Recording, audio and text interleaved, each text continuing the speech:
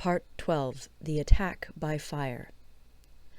Sun Tzu said, "There are 5 ways of attacking with fire. The first is to burn soldiers in their camp. The second is to burn stores.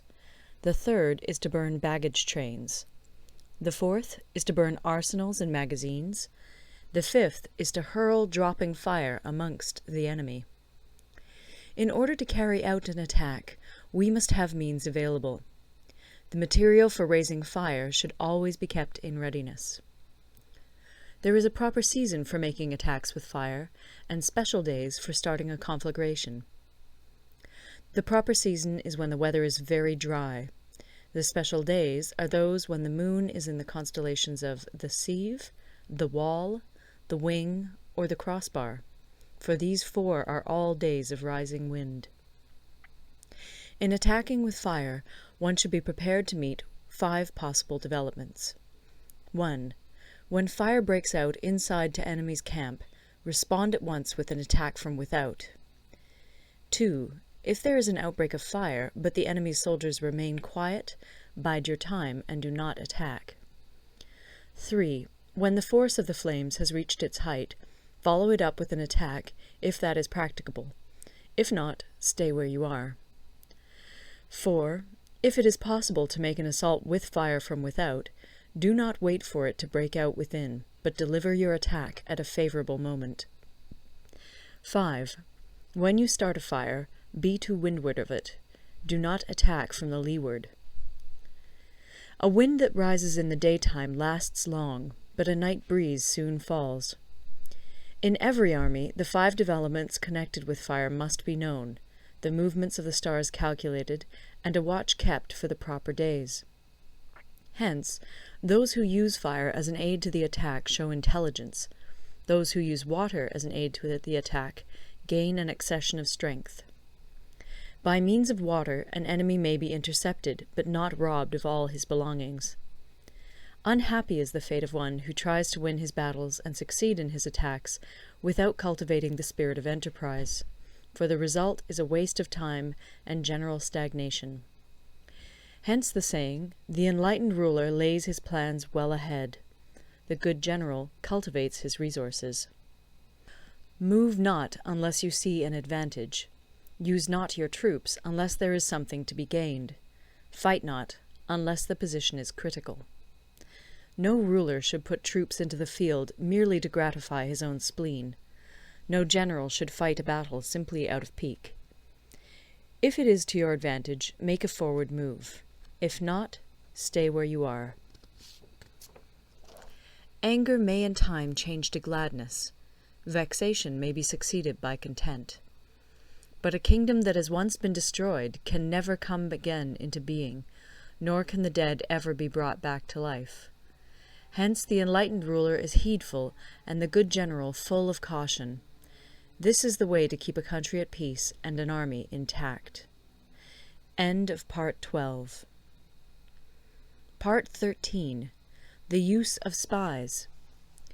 Sun Tzu said, "Raising a host of 100,000 men and marching them great distances entails heavy loss on the people and a drain on the resources of the state. The daily expenditure will amount to 1,000 ounces of silver. There will be commotion at home and abroad, and men will drop down exhausted on the highways.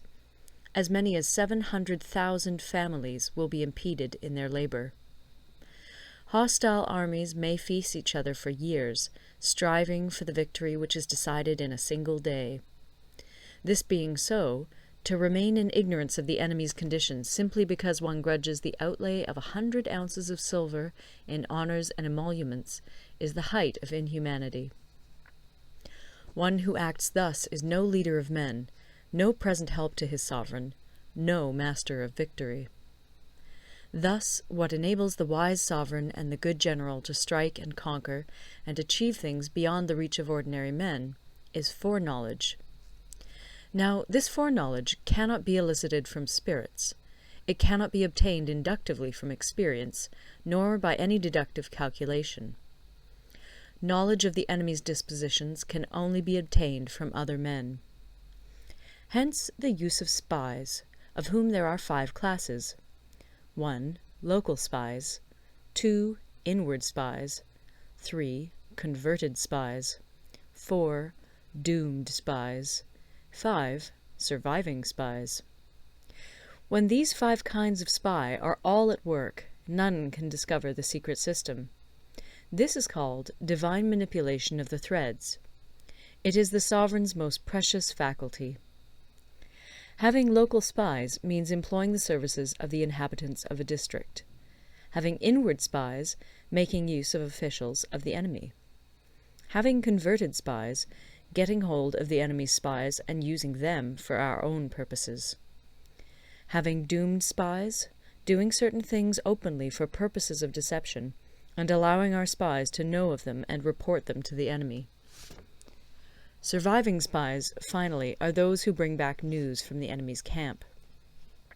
Hence it is that none in the whole army are more intimate relations to be maintained than with spies. None should be more liberally rewarded. In no other business should greater secrecy be preserved. Spies cannot be usefully employed without a certain intuitive sagacity. They cannot be properly managed without benevolence and straightforwardness. Without subtle ingenuity of mind, one cannot make certain of the truth of their reports. Be subtle, and use your spies for every kind of business.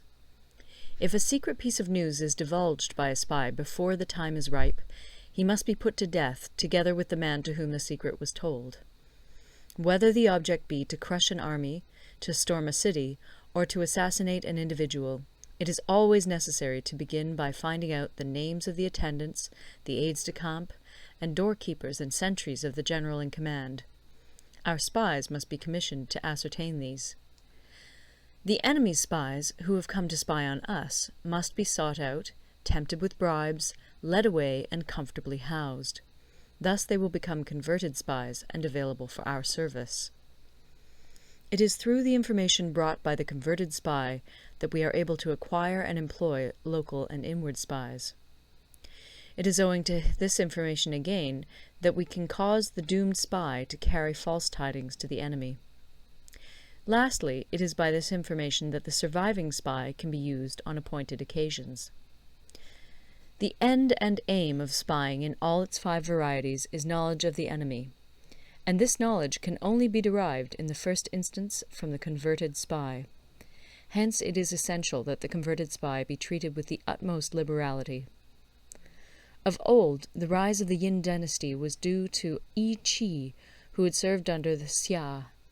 Likewise, the rise of the Chu dynasty was due to Liu Ya, who had served under the Yin. Hence it is only the enlightened ruler and the wise general who will use the highest intelligence of the army for purposes of spying, and thereby they achieve great results. Spies are a most important element in water, because on them depends an army's ability to move.